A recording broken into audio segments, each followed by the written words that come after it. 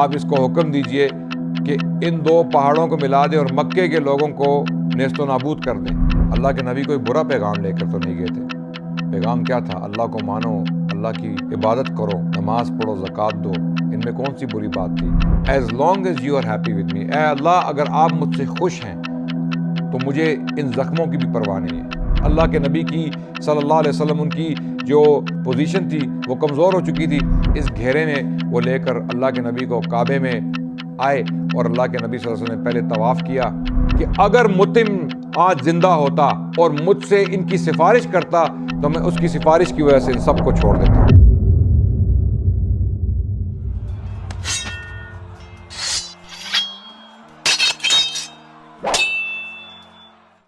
بسم اللہ الرحمن الرحیم، الحمدللہ والصلاة والسلام علی رسول اللہ، اما بعد، اعوذ باللہ السمیع العلیم من الشیطان الرجیم، بسم اللہ الرحمن الرحیم، وما ارسلناک الا رحمۃ للعالمین، وقال رسول اللہ صلی اللہ علیہ وسلم،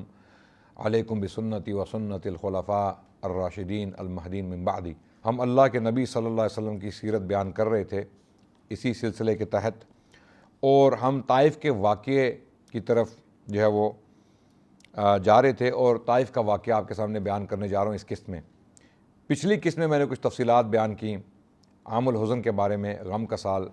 جس سال میں ابو طالب اور خدیجہ رضی اللہ عنہا کی وفات ہوئی اور اللہ کے نبی انتہائی غمگین ہوئے، غم کا شکار ہوئے، اور اس کے نتیجے میں قریشیوں نے ان پر ظلم ڈھانا شروع کر دیے اور سختیاں بڑھا دی، کیونکہ اللہ کے نبی صحیح معنوں میں ان کے نزدیک، ان کی نظر میں یتیم ہو گئے۔ ابو طالب کا سایہ اللہ کے نبی پر تقریباً 42 سال رہا، اور ابو طالب ایک دیوار بن کر قریشیوں کے سامنے کھڑے رہے، اللہ کے نبی کو بچاتے رہے، ان کی حفاظت کرتے رہے اور ان کی پشت پناہی کرتے رہے۔ جب ابو طالب کا سایہ اٹھ گیا تو قریشی یہ سمجھنے لگے کہ اب محمد بے یار و مددگار ہیں، اور بنو ہاشم کے لوگ اس شدت کے ساتھ ان کا دفاع نہیں کریں گے جس طرح ابو طالب کرتے تھے۔ اور ابو طالب ایک بڑے شخص تھے، بڑے سردار تھے، عمر رسیدہ تھے۔ بنو ہاشم یا بنو عبد مناف کے تمام لوگ ان کی بڑی عزت کرتے تھے، جس کی وجہ سے ان کی بات سنی جاتی تھی۔ اب وہ چلے گئے تو اس کا نتیجہ یہ ہوا کہ مکے کے لوگوں نے سختیاں زیادہ کر دیں اور اپنے ظلم میں تیزی لے آئے۔ اس کا نتیجہ یہ ہوا کہ اللہ کے نبی صلی اللہ علیہ وسلم نے فیصلہ کیا کہ سن 10 نبوی میں، اسی غم کے سال میں، اللہ کے نبی صلی اللہ علیہ وسلم مکے سے نکلے اور انہوں نے تبلیغ کا سلسلہ شروع کیا مکے سے باہر کے علاقے میں۔ اس سے پہلے ان کی شادی یا ان کا نکاح ہوا حضرت سودا بنت زمعہ، جو دوسری ہجرت حبشہ میں شامل تھیں۔ اپنے خاوند، اپنے ہسبینڈ کے ساتھ انہوں نے یہ ہجرت کی تھی۔ ان کے شوہر کا نام تھا سکران بن عمر، جن کے بارے میں کہا جاتا ہے کہ غالباً وہ حبشہ میں انتقال کر گئے ہجرت کے دوران،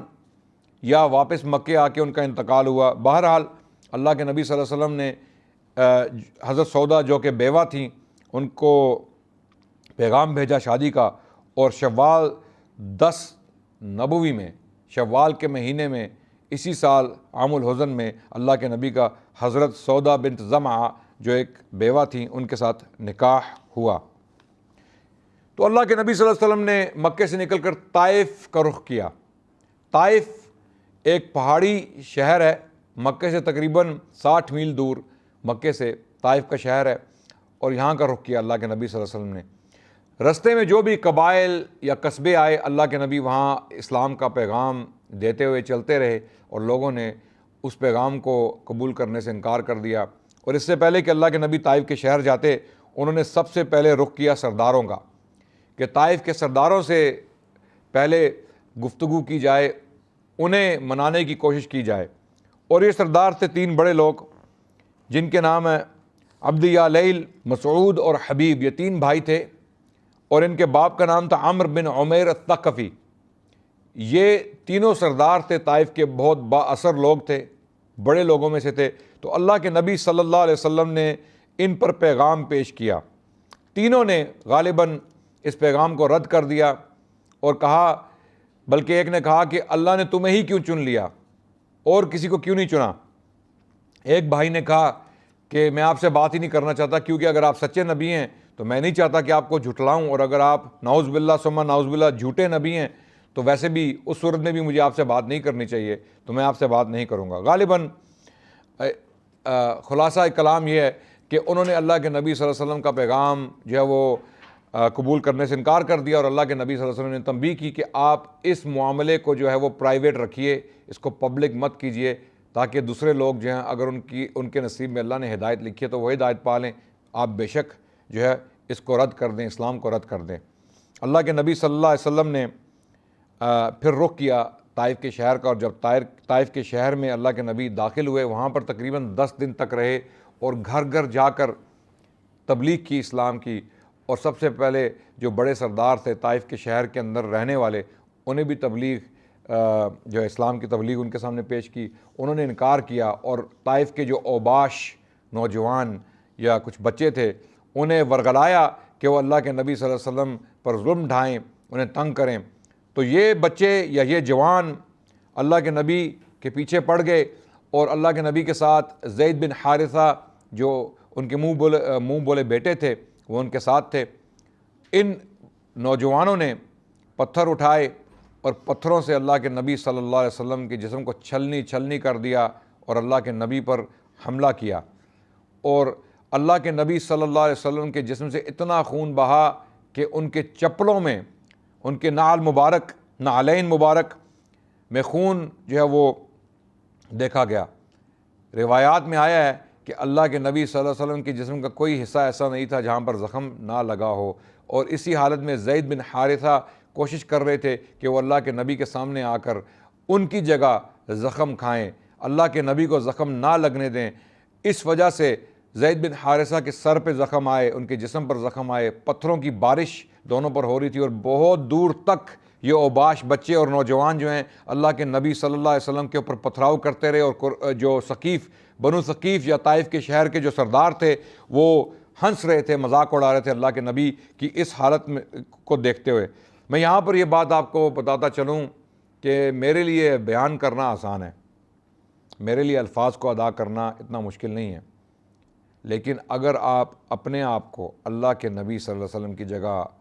جو ہے وہ امیجن کریں، کوشش کریں کہ آپ وہ کیفیت سوچیں۔ اللہ کے نبی صلی اللہ علیہ وسلم جس وقت ان پر پتھراؤ ہو رہا تھا، اور یوں لگتا ہوگا کہ پوری دنیا ان کے خلاف ہے، پوری دنیا ان کو مار دینا چاہتی ہے، اور وہ اس لیے اس ٹارچر کا شکار ہو رہے ہیں کہ لوگ مسلمان ہو جائیں۔ اللہ کے نبی کوئی برا پیغام لے کر تو نہیں گئے تھے، پیغام کیا تھا؟ اللہ کو مانو، اللہ کی عبادت کرو، نماز پڑھو، زکوٰۃ دو، ان میں کون سی بری بات تھی؟ لیکن اس وجہ سے ان پر پتھراؤ کیا گیا،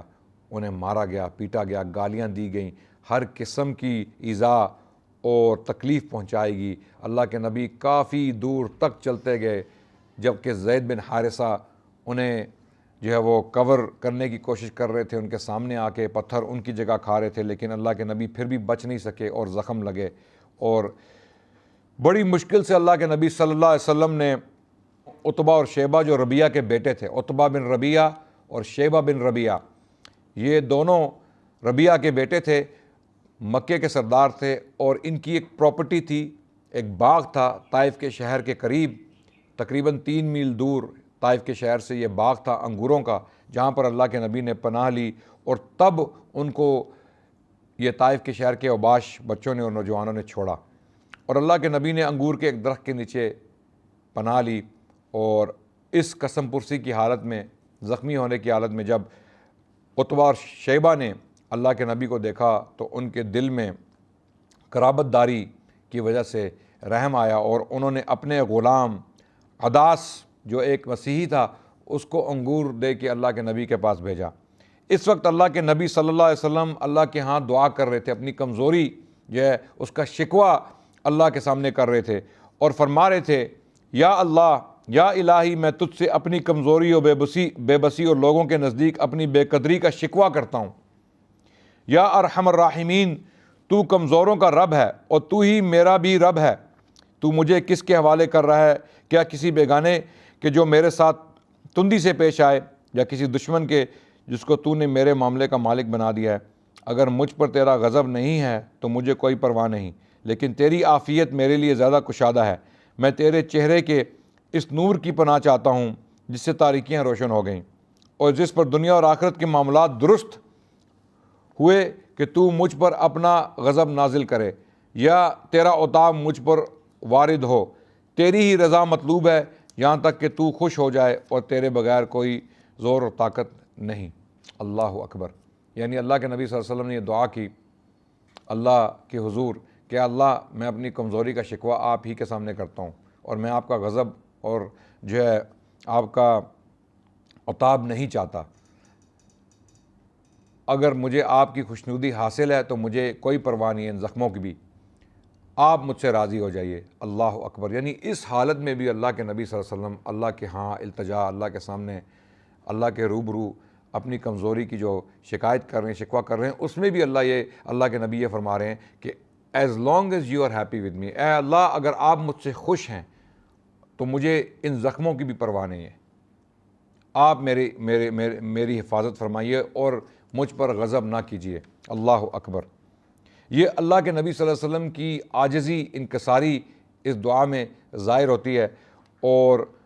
اللہ سبحانہ و تعالیٰ سے پناہ مانگنے کی ایک صورت ہے کہ اللہ کے نبی فرما رہے ہیں کہ اللہ میں آپ کی پناہ میں ہوں، آپ میری حفاظت فرمائیے۔ تو جب یہ مسیحی غلام عداس انگور لے کے اللہ کے نبی کے پاس آیا تو اللہ کے نبی صلی اللہ علیہ وسلم نے بسم اللہ کے الفاظ ادا کر کے وہ انگور کھائے، تو عداس نے پوچھا کہ یہ الفاظ تو یہاں پر نہیں بولے جاتے اس علاقے میں۔ تو اللہ کے نبی نے اس سے پوچھا کہ تمہارا تعلق کس شہر سے ہے؟ عداس نے کہا کہ میں نینوا کے شہر کا ہوں۔ تو اللہ کے نبی نے فرمایا کہ تم یونس بن متی کے شہر سے تعلق رکھتے ہو؟ تو وہ حیران ہوا، ایک مسیحی ہونے کی حیثیت سے وہ حیران ہوا، اور اس نے کہا کہ آپ یونس بن متی کو کس طرح جانتے ہیں؟ اللہ کے نبی نے فرمایا وہ اللہ کے نبی تھے، میرے بھائی تھے، اور میں بھی اللہ کا نبی ہوں۔ تو یہ دیکھتے ہوئے عداس نے اللہ کے نبی کے ہاتھ اور پاؤں چومنا شروع کر دیے، کیونکہ اسے اندازہ ہو گیا کہ یہ کوئی عظیم شخصیت ہے جن کے اوپر ظلم ڈھایا گیا ہے۔ اس زخمی حالت میں اس نے ان کو پایا۔ جب عداس عتبہ اور شیبہ کے پاس واپس گیا جو یہ حال دور سے دیکھ رہے تھے، تو وہ گھبرا گئے، انہوں نے سوچا کہ شاید عداس بھی گیا، یہ جو ہمارا مسیحی غلام ہے اس کو ہم نے انگور دے کے بھیجا، یہ بھی گیا۔ تو انہوں نے پوچھا کہ بھائی تمہیں کیا ہو گیا تھا، تم کیوں چوم رہے تھے ان کے ہاتھ پاؤں؟ تو عداس نے فرمایا کہ اس شخص سے بہتر اس دنیا میں آج کوئی زندہ انسان نہیں ہے، یعنی یہ سب سے بہترین شخص ہیں پوری دنیا میں زندہ انسانوں میں۔ تو ان دونوں نے کہا عداس تمہارا دین ان کے دین سے بہتر ہے، تم اپنا دین ان کے لیے بدل نہ دینا۔ یعنی وہ اس قدر دشمن تھے، دشمنی کے باوجود انہوں نے انگور بھیجے مروت میں، اور اپنے غلام کو نصیحت بھی کی کہ محمد کے دین میں مت داخل ہونا۔ تو اس کے بعد اللہ کے نبی صلی اللہ علیہ وسلم نے فیصلہ کیا کہ مکے واپس جایا جائے اور وہاں پر تبلیغ کا کام جاری رکھا جائے، لیکن اب مکے سے نکلنے کے بعد جو ان کے ساتھ سلوک ہوا اس کی خبر یقیناً مکے میں پہنچ چکی تھی، اور اب اللہ کے نبی کی صلی اللہ علیہ وسلم ان کی جو پوزیشن تھی وہ کمزور ہو چکی تھی۔ اب مکے میں داخل ہونے سے پہلے انہیں پناہ چاہیے تھی کسی مکے کے سردار کی جو ان کو امان دے دے، تاکہ اللہ کے نبی صلی اللہ علیہ وسلم پر جو ہے وہ حملہ نہ کیا جائے۔ جیسے کہ پہلے بتا چکا ہوں کہ ابو طالب کی وفات کے بعد وہ پروٹیکشن، وہ امان جو ایک سردار نے ان کو دی ہوئی تھی مکے میں، وہ اٹھ گئی ابو طالب کے ساتھ۔ تو اب اللہ کے نبی صلی اللہ علیہ وسلم کو ایک ایسے سردار کی ضرورت تھی جو ان کو پناہ دیتا تاکہ وہ تبلیغ کا کام مکے میں جاری رکھتے۔ یعنی یہاں سے یہ بھی ثابت ہوا کہ اگر کوئی غیر مسلم با اثر لوگ ہیں اور وہ مسلمانوں کو پناہ دیں اور تبلیغ کی اجازت دیں تو اس کو قبول کر لینا چاہیے۔ مغربی دنیا میں جو آج مسلمان آباد ہیں انہیں چاہیے کہ جو ان کو آزادی اللہ نے دی ہے، جو پناہ دی ہے، جو امن اور سکون وہاں پر ان کو مہیا ہے، اس کے دوران اس حالت میں مسلمانوں کو تبلیغ کا کام کرنا چاہیے، جبکہ ان پر ظلم نہیں ڈھائے جا رہے، انہیں حقوق حاصل ہیں، انہیں یہ وقت ضائع نہیں کرنا چاہیے، اللہ کی راہ میں دعوت دینی چاہیے غیر مسلموں کو۔ شاید اللہ نے اسی وجہ سے آپ کو، جو مسلمان مغربی دنیا میں بستے ہیں، جو اردو سپیکنگ لوگ ہیں، جو میری بات سمجھ رہے ہیں، میں ان سے مخاطب ہوں کہ شاید اللہ نے اسی لیے آپ کو ان ممالک میں بھیجا ہے کہ آپ وہاں پر لوگوں کو اسلام کی حقیقت دکھا سکیں اور اسلام کی تبلیغ کر سکیں، اور اللہ سبحانہ تعالیٰ اپنی حجت جو ہے ان لوگوں پر قائم کر سکیں۔ اور یہ حقیقی معنوں میں ہو رہا ہے الحمدللہ۔ بہت سارے لوگ جو معاشی ہجرت کر کے گئے تھے برطانیہ، فرانس، جرمنی، کینیڈا، آسٹریلیا اور امریکہ کے ممالک میں، وہاں پر الحمدللہ اللہ نے انہی لوگوں کی اولاد سے ایسے لوگ پیدا کیے جو تبلیغ کا کام کر رہے ہیں، اور اسلام ماشاءاللہ بہت تیزی سے پھیل رہا ہے ان ممالک میں۔ تو میں اللہ سے دعا کرتا ہوں کہ اللہ اور توفیق بخشے مسلمانوں کو ان ممالک میں۔ تو اللہ کے نبی صلی اللہ علیہ وسلم نے پناہ کے لیے کچھ پیغامات بھیجے۔ اس سے پہلے جب اللہ کے نبی مکے کے شہر سے باہر تھے تو جبرائیل علیہ السلام آئے۔ یہ روایات مختلف حدیث کی کتابوں میں ملتی ہیں کہ جبرائیل نے اپنے ساتھ پہاڑوں کا فرشتہ لایا اور اللہ کے نبی سے کہا کہ اے اللہ کے نبی، اللہ نے پہاڑوں کا فرشتہ آپ کے لیے بھیجا ہے، آپ اس کو حکم دیجئے کہ ان دو پہاڑوں کو ملا دیں اور مکے کے لوگوں کو نیست و نابود کر دیں۔ مکے کے لوگ جنہوں نے آپ کو اس حالت تک پہنچایا، یعنی جنہوں نے آپ کے ساتھ دشمنی کی اور آپ کے خلاف یہ اس قسم کے اقدام کیے جس کی وجہ سے آپ کو طائف جانا پڑا اور طائف میں آپ کے ساتھ یہ سلوک ہوا، تو آپ حکم دیجئے پہاڑوں کے فرشتے کو کہ یہ مکے کے پہاڑوں کو ملا دیں۔ بہت سارے لوگ اس غلط فہمی کا شکار ہیں کہ اللہ کے نبی صلی اللہ علیہ وسلم کو پوچھا گیا طائف کے لوگوں کے بارے میں کہ طائف کے لوگوں کو پہاڑوں میں تباہ کر دیا جائے، لیکن روایات سے یہ پتہ چلتا ہے کہ پہاڑوں کا فرشتہ مکے کے لوگوں کے لیے بھیجا گیا تھا، طائف کے لوگوں کے لیے نہیں۔ تو اللہ کے نبی صلی اللہ علیہ وسلم نے جواب دیا، کیونکہ وہ رحمۃ للعالمین تھے، کہ ان کو چھوڑ دیا جائے، شاید انہی کی پشت سے وہ لوگ پیدا ہوں، یعنی انہی کی اولاد میں وہ لوگ ہوں گے جو میرا کلمہ پڑھیں گے اور مجھ پر ایمان لائیں گے اور اسی دین کے لیے کام کریں گے، اس کو تقویت پہنچائیں گے۔ اور الحمدللہ ثم الحمدللہ اللہ کے نبی کی بات، ان کی دعا، ان کی جو تمنا تھی وہ صحیح ثابت ہوئی، اور یہی لوگ مکے کے لوگ بعد میں مسلمان ہوئے، اور انہی کی اولادوں میں سے ایسے لوگ نکلے جنہوں نے دور دراز کے علاقوں میں جہاد کیا اور تبلیغ کی اور دین کو پھیلایا اللہ سبحانہ تعالیٰ کی توفیق سے۔ تو یہ فرشتہ واپس بھیج دیا گیا، اور اس سے اللہ کے نبی صلی اللہ علیہ وسلم کے اخلاق عظیمہ کی طرف جو ہے وہ اشارہ ہوتا ہے کہ اللہ کے نبی صلی اللہ علیہ وسلم اتنی تکلیفیں اٹھانے کے باوجود رحمت للعالمین تھے، نرم دل تھے اور بدلہ لینے والے نہیں تھے، بلکہ انہوں نے اپنے دشمنوں کو معاف کر دیا۔ ہم اللہ سے توفیق مانگتے ہیں کہ اللہ ہمیں بھی ایسی ہمت اور صبر عطا کریں کہ ہم اپنے دشمنوں کو معاف کر سکیں، اس کے باوجود کہ وہ ہمیں تکلیفیں پہنچاتے ہیں۔ تو اللہ سبحانہ تعالیٰ نے اس دوران اللہ کے نبی جو بہت زیادہ تکلیف سے گزر چکے تھے اور گزر رہے تھے، اور ان کی پوزیشن مکے میں بہت کمزور ہو چکی تھی ظاہری طور پر، آف کورس اللہ ان کے ساتھ تھے، اللہ کا وعدہ بھی ان کے ساتھ تھا،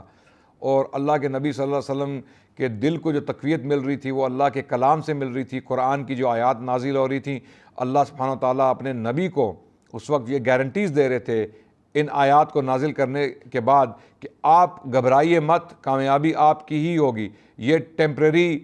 جو آپ کو تکلیفیں دی جا رہی ہیں یہ ٹیمپریری ہیں، یہ تھوڑے عرصے میں ختم ہو جائیں گی، اور اس کے بعد آپ کو اللہ فتح دیں گے۔ آپ کو عظمت اللہ نے تو آلریڈی بخشی ہے ایک نبی کی حیثیت سے، لیکن آپ کو زمینی جو ہے وہ فتح بھی اللہ سبحانہ تعالیٰ دیں گے، ان لوگوں پر آپ حاوی ہوں گے، آپ ان پر جو ہے ان کو اللہ سبحانہ تعالیٰ جو ہے وہ آپ کے ہاتھوں شکست دیں گے۔ اسی لیے اللہ سبحانہ تعالیٰ نے جنوں کی ایک جماعت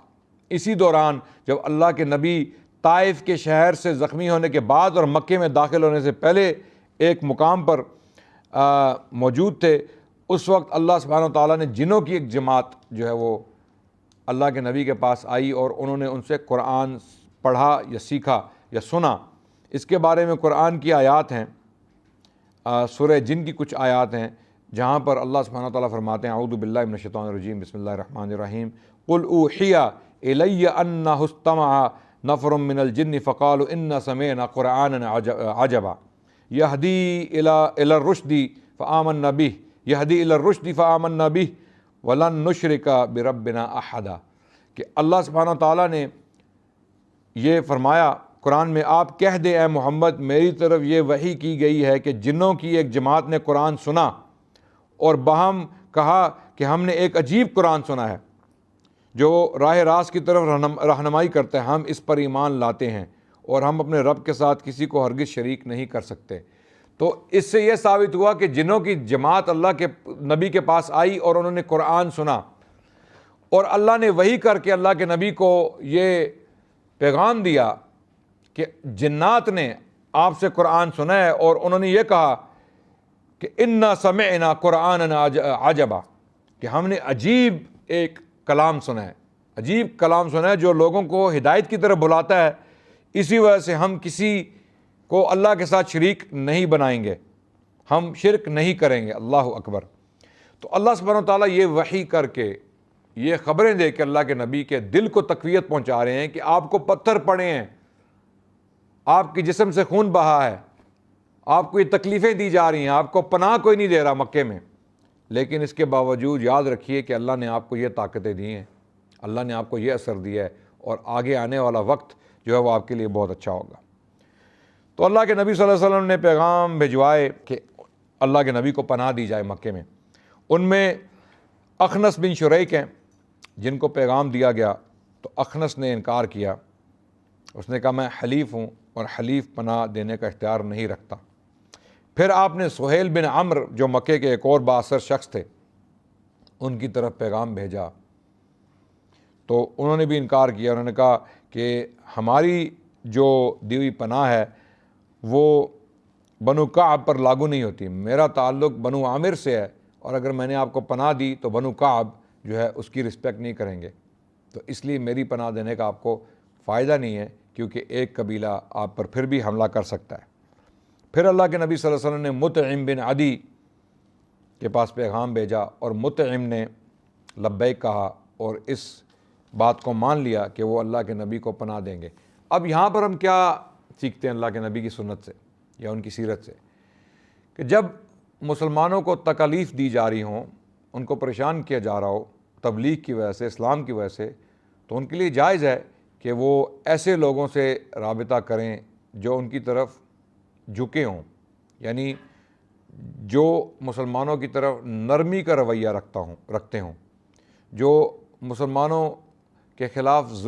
مسلمانوں پر ظلم نہ ڈھا رہے ہوں، مسلمانوں کے دشمن نہ ہوں، یعنی ان کے دلوں کے اندر سمپتی ہو، مسلمانوں کے لیے رحم دلی ہو۔ اس صورت میں آپ ان کو اپروچ کر سکتے ہیں، جس طرح کہ آج کل کے دنوں میں اسرائیل اور فلسطین کا مسئلہ چل رہا ہے،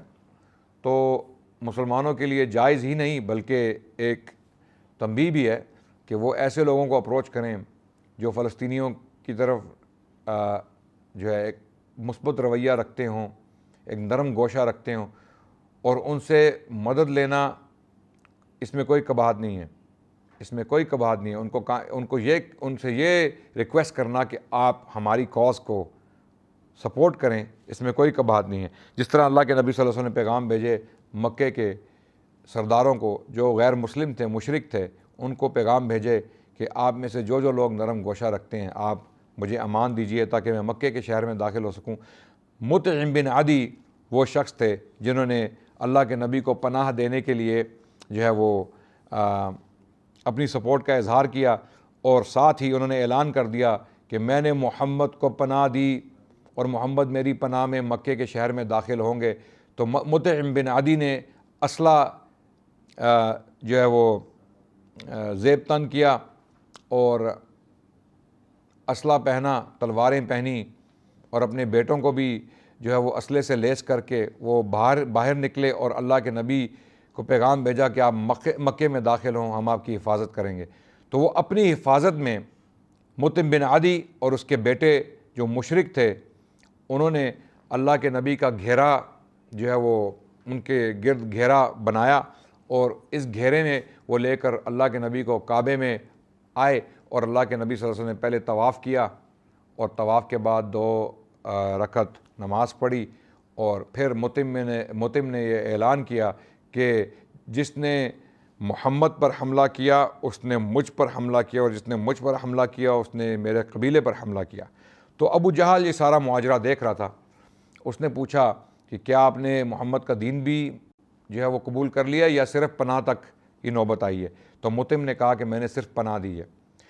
اس نیکی کو اللہ کے نبی صلی اللہ علیہ وسلم ساری زندگی نہیں بھولے۔ جس طرح ابو طالب نے اللہ کے نبی کا ساتھ دیا 42 سال، اسی طرح مطعم بن عدی ایک ایسے شخص تھے، کافر مشرک ہونے کے باوجود انہوں نے اللہ کے نبی صلی اللہ علیہ وسلم کی مدد کی اور انہیں مکے میں آنے کے لیے پناہ دی، جس کی وجہ سے اللہ کے نبی مکے میں تشریف لائے اور تبلیغ کا کام جو ہے وہ جاری رکھا۔ تقریباً 3 سال اور یہ کام جاری رہا، اور بعد میں جب بدر کے قیدی اللہ کے نبی کے سامنے پیش کیے گئے تو اللہ کے نبی نے فرمایا اگر مطعم بن عدی، یعنی یہ واقعہ تب پیش آیا جب جبیر بن مطعم جو قیدیوں میں شامل تھے ان کی رہائی کا ذکر کیا گیا اللہ کے نبی کے سامنے، اور اللہ کے نبی جانتے تھے کہ یہ اسی مطعم بن عدی کے بیٹے ہیں جس نے اللہ کے نبی کو پناہ دی تھی، تو انہوں نے فرمایا اگر مطعم بن عدی زندہ ہوتا پھر مجھ سے ان بدبودار لوگوں کے بارے میں گفتگو کرتا تو میں اس کی خاطر سب کو چھوڑ دیتا۔ اللہ اکبر، یعنی احسان کا بدلہ احسان۔ اللہ کے نبی نے ایک مشرک کا احسان جو ہے وہ نہیں فراموش کیا، اس کو نہیں بھولے، اور یہ تک کہا بدر کے میدان کے بعد، بدر کی جنگ کے بعد جب قیدی ان کے سامنے پیش کیے گئے کہ اگر مطعم آج زندہ ہوتا اور مجھ سے ان کی سفارش کرتا تو میں اس کی سفارش کی وجہ سے ان سب کو چھوڑ دیتا، ان قیدیوں کو چھوڑ دیتا، اس کے مقام کی وجہ سے، اس کی مدد کی وجہ سے، اس کے احسان کی وجہ سے۔ تو اللہ کے نبی صلی اللہ علیہ وسلم مکے کے شہر میں دوبارہ تشریف لائے اور تبلیغ کا کام جاری رکھا، اور اس کے آگے کی تفصیلات انشاءاللہ اگلی قسط میں بیان کروں گا، اور اس قسط میں ہم بتائیں گے کہ اللہ کے نبی صلی اللہ علیہ وسلم نے دوسرے قبائل تک اسلام کا پیغام کس طرح پہنچایا، اور پھر جو حالات پیدا ہوئے اس کے بعد ان کا تذکرہ انشاءاللہ اگلی قسط میں کریں گے۔ تب تک کے لیے اجازت چاہتے ہیں۔ السلام علیکم ورحمۃ اللہ۔